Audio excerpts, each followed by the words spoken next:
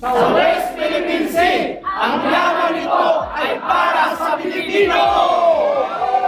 The National Task Force West Philippine Sea was organized during the time President Pinoy Aquino. And the chairman of the National Task Force West Philippine Sea sa administrasyon na to is the National Security Advisor, General Eduardo Año. There are a lot of government agencies na nandito. Kasama natin ang Armed Forces of the Philippines, Department of National Defense, Coast Guard, DFA, DOJ, and so on. No? We have meeting dito sa NTF-WPS. It's an interagency task force. Pinag-uusapan natin dito ang mga issues sa West Philippine Sea. And it's not just the Armed Forces of the Philippines or the Philippine Coast Guard that formulate our response dito. No? There are working group under the National Task Force West Philippine Sea. And then for the Information Working Group, which is also chaired by the Presidential Communications Office, the PCO, sila naman ang nag-i-screen ng ating mga information na ibibigay sa publiko. It is not just solely the Philippine Coast Guard, through me, that decides kung ano ang mga impormasyon na ilalabas natin sa publiko. This has to be cleared by the Department of Foreign Affairs, the Armed Forces of the Philippines, and of course, chaired by the PCO, and of course, approved by the National Security Advisor. Ibig sabihin, all of these government agencies are really working for the national interest. Kung ano man ang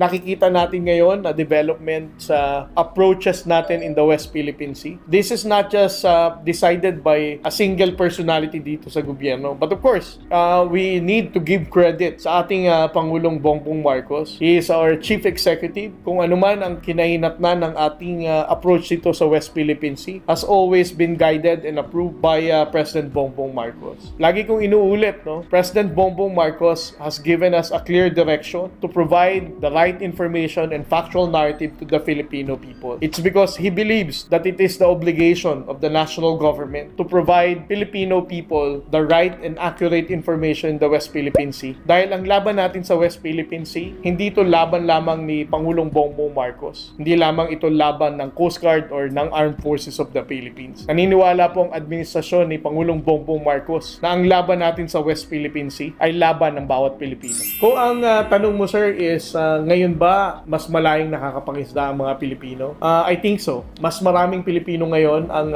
wala ng hesitation na pumunta ng West Philippine Sea para mangisda sila dito. Unlike before, no? Sinasabi nga nila na there were harassment incidents na pinagdaanan ng mga mangingisdang Pilipino. But they would choose to be silent about it. Kasi it is not, for them, it's not the main concern of the Philippine government before. But for President Bongbong Marcos, naniniwala sila, since we started this transparency, na talagang totoo or sincere ang ating government to support our Filipino fishermen. The mere fact na ipinapublicize natin, kinikriticize natin ang China every time nang haharas sila ng mga mangingisdang Pilipino, mas napapalakas natin ang loob ng mga Pilipino mangingisda dahil dito. Sir, ito sa sa larangan ng social media naman, sir. Sir, ano yung reaction nyo doon? Hingi lang po kami ng reaction nyo about sa mga kababayan natin na mas pinapanigan pa yung mga Chinese propaganda, sir, about yan sa West Philippine Sea. Para sa akin, nakakalungkot yan. Hindi mo malaman kung ano bang dahilan, bakit nila ginagawa to. Parang kung ang argument nila is sila ba talaga ang mas makabayan na nag-iisip ng interest ng Pilipinas, parang ang hirap namang i-explain. Kung sasabihin mong sila ang mas makabayan at pipiliin nilang ipamigay ang West Philippine Sea, masasabi mo bang mas makabayan sila dahil iniisip nilang they're thinking of the future of our Filipino people dahil baka magkagera? Yan yung lagi nilang naratibo na kailangan nating mas maging tahimik, kailangan nating mag-de-escalate, kailangan nating wag i-provoke ang China, otherwise magkakagera. Dahil dyan sa narrative na nila na yan, mas naniniwala silang mas makabayan sila. Pero ang tanong ko nga dyan, sigurado ba talaga silang magkakagera? Sila nga lang mismo ang nagpapakalat ng ganitong informasyon sa mga kababayan nating Pilipino para takutin ang mga kababayan natin, para sila mismo maging divided tayo, hindi tayo magbigay ng suporta sa kay Pangulong Bongbong Marcos para tindigan natin ang West Philippine Sea. This is also the reason kung bakit President Bongbong Marcos has supported transparency strategy, wherein right information, factual narrative is being given to the public. Kasi nga, kung maling informasyon ang ibibigay natin sa mga kababayang Pilipino natin na hindi naman nila nararating ang West Philippine Sea, babalik ulit tayo sa panahon na parang ang hirap ng paniwalain ng mga Pilipino na ang China, masama naman talaga ang ginagawa sa atin. Ang China, pinahihirapan ng mga mangingisdang Pilipino. Kaya, we are actually asking for the support of, embedded media, even social media partners, for us to be able to intensify and to have louder voice against dito sa mga fake news peddlers na to. It is our obligation as a nation na magbigay ng tamang impormasyon sa ating mga kababayang Pilipino. Kung magiging successful ang mga trolls, ang mga fake news na to, na magbigay ng maling impormasyon sa mga Pilipino, baka dumating ang panahon na sasabihin natin, huwag na tayo makipaglaban sa West Philippine Sea. Hayaan na natin yan.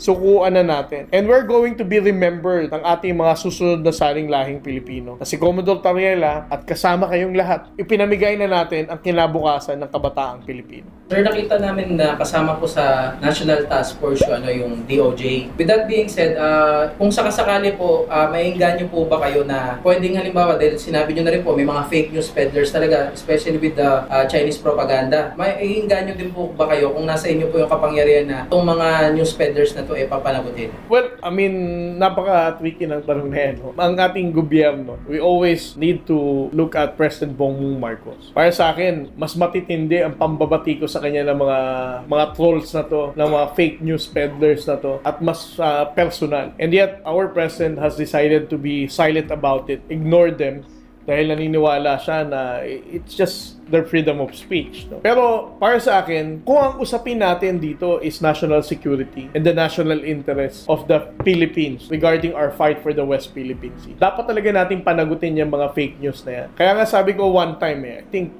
you saw my Twitter post na sinasabi ko, ang mga fake news peddlers, ang mga nagpapakalat ng disinformation na to, kung malakas talaga ang loob nila at kung feeling talaga nila tama ang ipinaglalaban nila sa West Philippine Sea, I would challenge them. Pumunta sila ng Senado sa Senate hearing ng pag-uusapan ng fake news at disinformation. They have to say and state whatever lies that they are believing under oath dito sa Senado or even sa Congress. And from there, makikita natin kung kayo ba talaga tinitindigan nyo yung paniniwala nyo na yan dahil makabayan kayo or ginagawa nyo yan dahil bayaran kayo. Hanggang sa muli sa mga susunod nating videos. It's Unis again! Let's go!